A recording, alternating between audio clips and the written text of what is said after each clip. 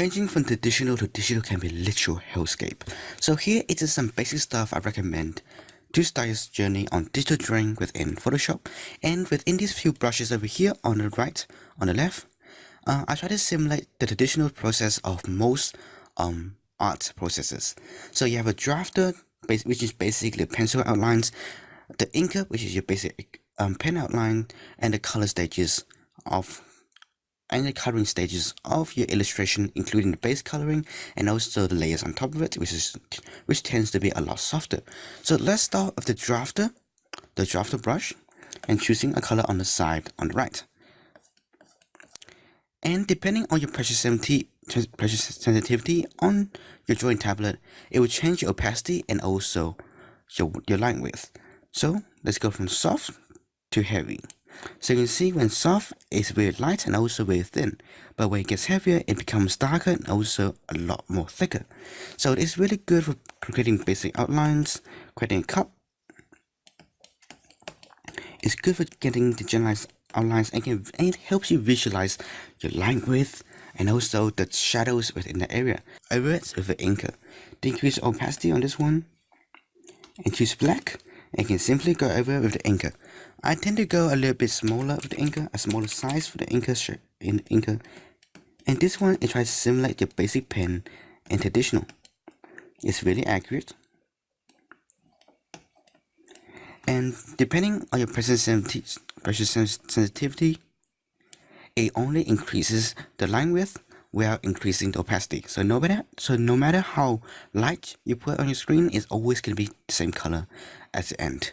So that's very useful for drafting test stages. So now let's talk about base color. Base color is your base color. It's basically the same thing as your inker, and as it only changes the line width to the line width. So going from softer to heavier, you can see the color stays the same, but the size of your brush changes. But the difference is it comes by default a lot larger, so you can just straight up use it quite naturally. So this is good for filling in shapes, filling in this shape, and just go over the color afterwards. So now let's talk about the zero hardness circle. So this is basically a very soft shader. It's good for adding shadows, changes light color a bit, good for adding light. On here, you add a bit of sunlight, and it's just really nice for mixing shapes together. Depending on how you press it though, it does change in opacity. So the lighter you press it, it almost seems see-through, and the later stages it becomes more opacitated. So it's more solid. So now let's talk about the cloud texture. In the cloud and the leaf gen texture, both of them doesn't really matter that much. They're more for idea generation. So let's delete both of these layers first, as it's getting messy. You can see it is a bunch of clouds on repeat, and it's somewhat nice for adding texture in there. And the leaf gen texture is a bunch of leaf that's generated. So let's delete that layer and add a new one. And that's some really nice textures on here. If you want to make a really quick tree, that's a really good way to make it. And you have the soft and last one, so soft layering. So this is somewhat like the zero hardness circle, as it changes from light to low opacity to high opacity, but this one has a lot more control on it and it's more rigid. So this is really good for adding more structured areas. And just like the zero hardness brush, it doesn't change the size of the brush depending on how hard you press it. By using a combination of these few brushes though, you're able to get some pretty good results without getting too complicated into those difficult brushes. So I hope this was useful, and the brushes are able to download in the link description. So yeah, if you download the file, just double click on it and it should open up a menu saying open with, and just choose Photoshop as the program. And that should do well.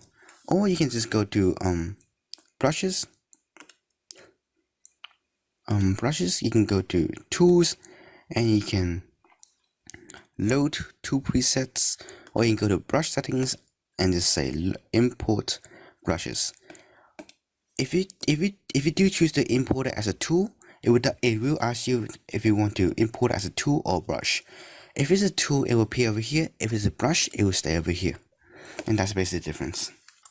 Using this drawing as a reference though, here's my basic draft, some basic outlines.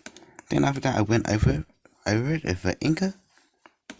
Then after that I just basically put under the Inker a bunch of different colors upon layer each other.